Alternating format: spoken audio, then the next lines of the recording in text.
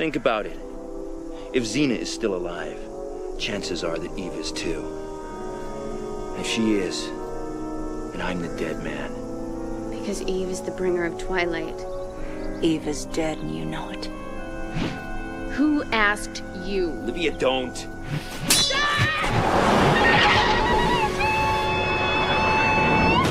I think we were looking for the irony, to play the irony that Xena's daughter grows up to be the champion of Rome when Rome and Caesar in particular had been such foes of Xena. I think we all liked the irony of that. I know we wanted a story that showed the daughter grown up because, of course, you know, she'd been the baby and then we kind of had done what we could with the baby, and now we needed a grown-up for Xena to be a mother too, you know? We needed to see that relationship, and I don't know, I thought it was a pretty smart way to fast forward 25 years so that we could get it, you know?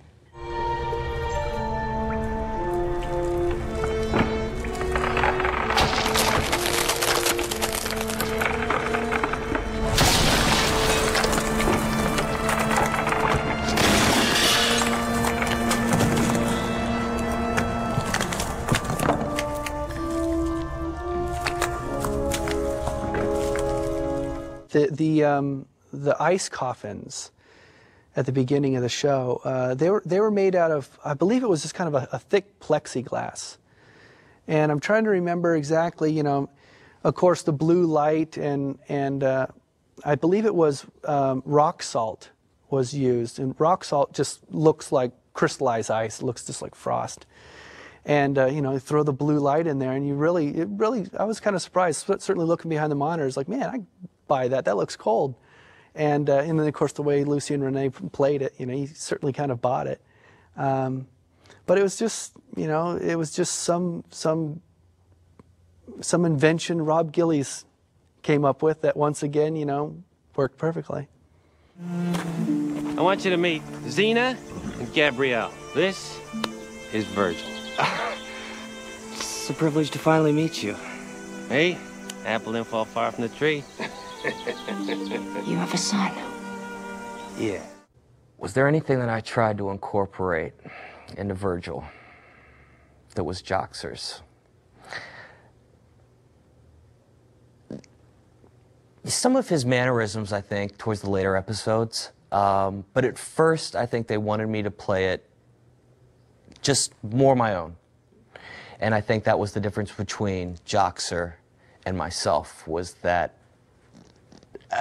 you know, not incorporating his traits, let them come out later on in later episodes. The biggest surprise to me, though, was when I first met Ted, was how old he was. I was like, he's playing my father? There's like 5 or 6 years difference between us, tops. It was interesting.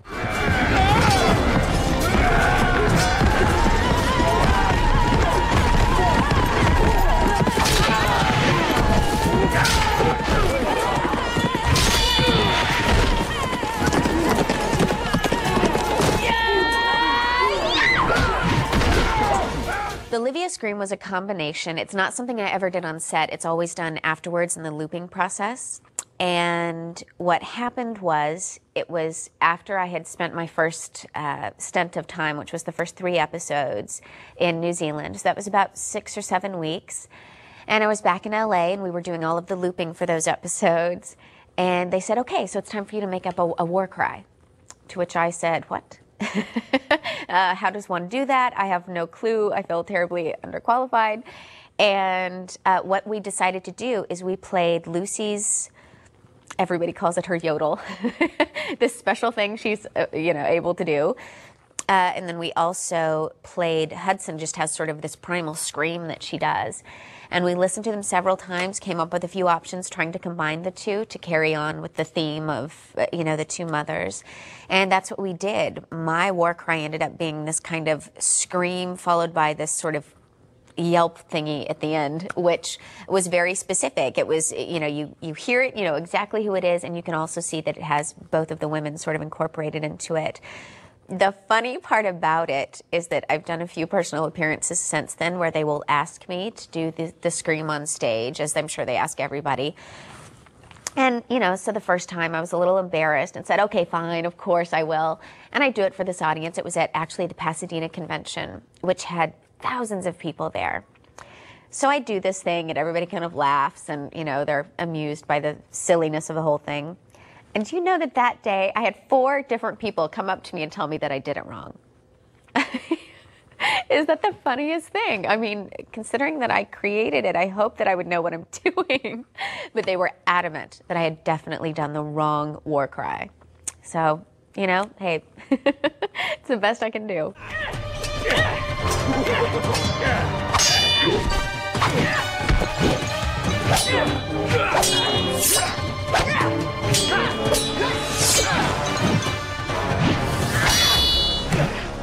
Woo! You are worse than a wasp. Adrian's first fight scene with Kevin. At that point, I think, you know, Adrian had probably been down there for about a week and a half or so. And one of the first things we do, especially when we're going to be developing a character that Adrian's going to be playing, the stunties will get with her right off the bat and immediately introduce her to the swords. She'll do a few days a week out at the Wranglers riding horses, just to get her, you know, get her into the character she's going to be playing.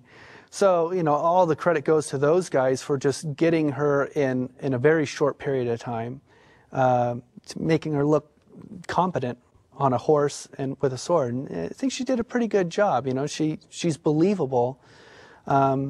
Which is certainly something that we were always afraid of, you know, because it's a big role to cast, and if it's not done properly, it can certainly fall flat on its face. But I thought she did a real good job with it. You know, she certainly had a big role to fill in there, and she did a good job. I feel like there is no way home. What do you mean? I gave away one child once. And this time I wanted to do right by Eve. But I woke up and my child had been ripped from my arms. Xena, she is alive. There's a chance he can still be in her life.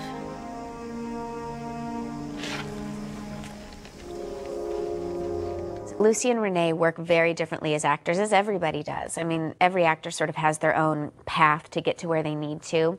Lucy's very instinctual, at least that's, from my perspective, how I would describe it. By this point, by the time I joined the cast, she knew her character inside and out. She knew exactly what the choices would be, what she would do, and didn't have to think about it nearly that much. Renee loves to analyze. She will read and read constantly. She sort of goes into it in a much more quiet way and delves into what she thinks her character would do.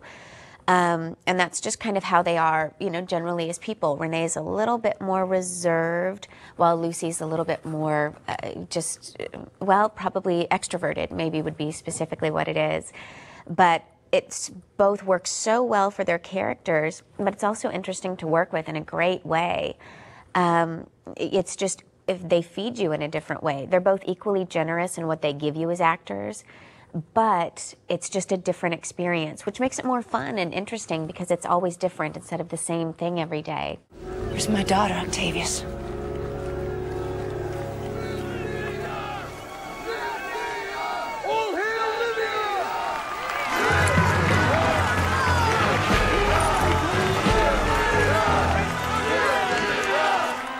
That's her?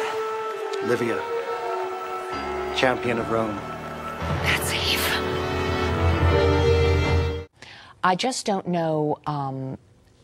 You can only play that for so long, a mother against a daughter and trying to turn her good. That gets to be, I think, a little tedious to play that out too long. I think it played out about as long as there was interest in it, and then I think we had to move on. She either had to die, stay evil, or turn good, and she turned good.